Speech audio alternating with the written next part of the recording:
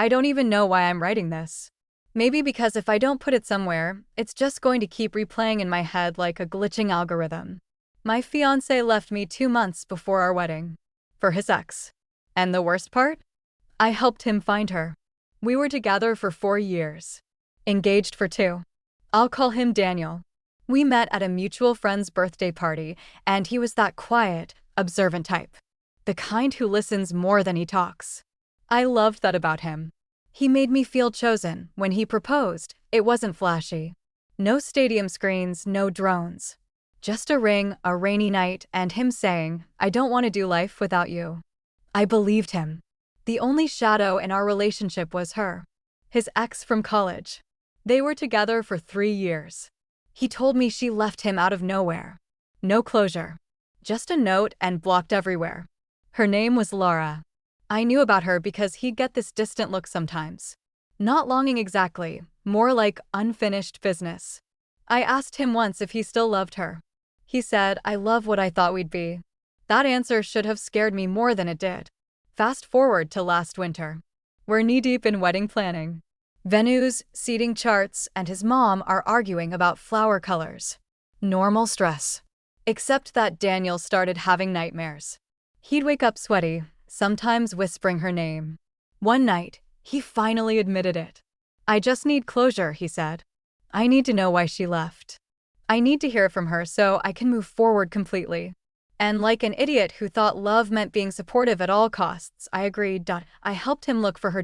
She deleted all social media years ago, but I'm annoyingly good at internet digging. After a few nights, I found her on LinkedIn. She'd moved across the country. New city. New career.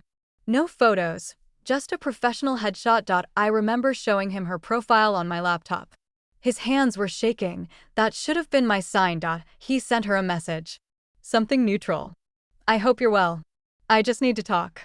She didn't reply for 2 weeks. Those 2 weeks were hell. He was distracted, checking his phone constantly. Every buzz made his shoulders tense. Then she responded, .3 words, "We can talk." She was coming to our city for a conference in March. They agreed to meet for coffee. I told myself I wasn't worried. We were solid. We were engaged. We had deposits down on a venue. The day of their meeting, he dressed nicer than he had in months. New shirt. Styled his hair. When I teased him, he said, "I just don't want to look like I fell apart." He kissed me before leaving. "This is for us," he said. He was gone for 3 hours. When he came back, his face was unreadable. "She apologized," he said. She said she panicked back then. She felt like she was losing herself. It wasn't about me. I waited for relief to hit him. It didn't. Over the next few weeks, something shifted. Subtle at first. He was more withdrawn. More thoughtful. He'd stare into space, like he was calculating something. Then he told me they'd met again. Just to finish the conversation. I felt something crack inside me. "Why didn't you tell me before you went?" I asked. "I didn't want you to worry." That's when I started worrying.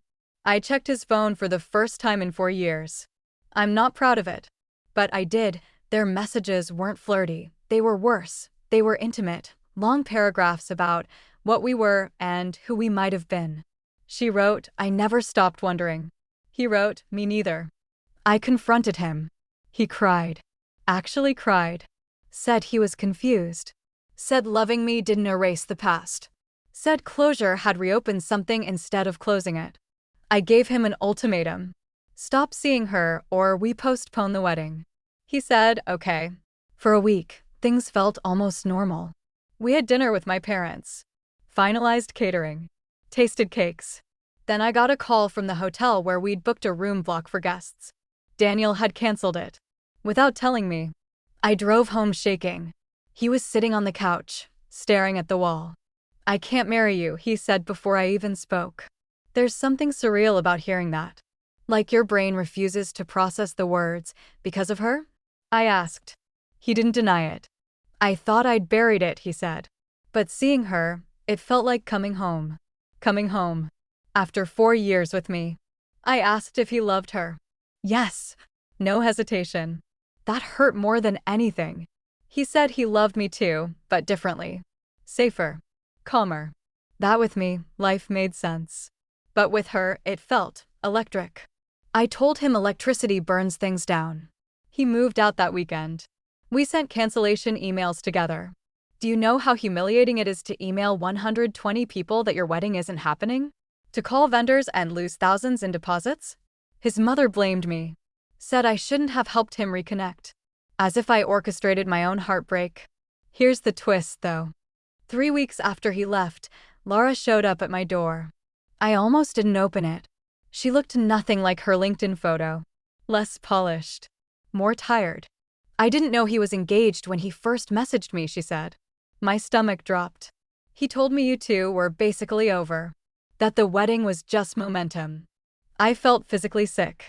She started crying. Said when she found out the truth, really found out, she ended it. Told him she wouldn't be the reason he destroyed someone's life. I laughed. Actually laughed. He already did, I said. Apparently, after he left me, he flew to her city. Showed up with a suitcase. Told her he chose her. And she told him no. She said the version of him she loved was from years ago. The guy who was heartbroken and young and full of dreams. Not this man who could walk away from a fiancé and rewrite history to justify it. I thought you deserved to know, she said before leaving. So now here I am. He lost both of us. A week later, he called me. His voice sounded hollow. She won't take me back, he said. I didn't know whether to scream or feel vindicated. He said he made a mistake. That he confused nostalgia with destiny. That he let the fantasy of unfinished business ruin something real. He asked if we could talk. And here's the part I'm not proud of. For a second, just a second, I considered it. Because love doesn't shut off like a switch. Because 4 years don't evaporate overnight. Because part of me wanted him to fight for me the way he fought for her. But then I remembered the way he said coming home. I told him no. I said I refused to be someone's safe option. I refused to build a marriage on the knowledge that if she snapped her fingers, he'd hesitate. He cried again. I hung up. It's been 6 months now. I moved to a smaller apartment. Sold the dress. I'm in therapy. Some days I feel powerful. Other days, I feel like I lost a war I didn't know I was fighting. The biggest twist? I don't hate Laura. I almost respect her. The person I'm still untangling myself from is the version of him I thought I was marrying. The man who said he didn't want to do life without me. Turns out, he just didn't want to do it alone. If you're reading this and your partner says they just need closure with an X, please don't ignore the tight feeling in your chest. Sometimes closure isn't about ending a chapter. Sometimes it's about realizing the book was never finished. And sometimes, the bravest thing you can do is refuse to be someone's second draft.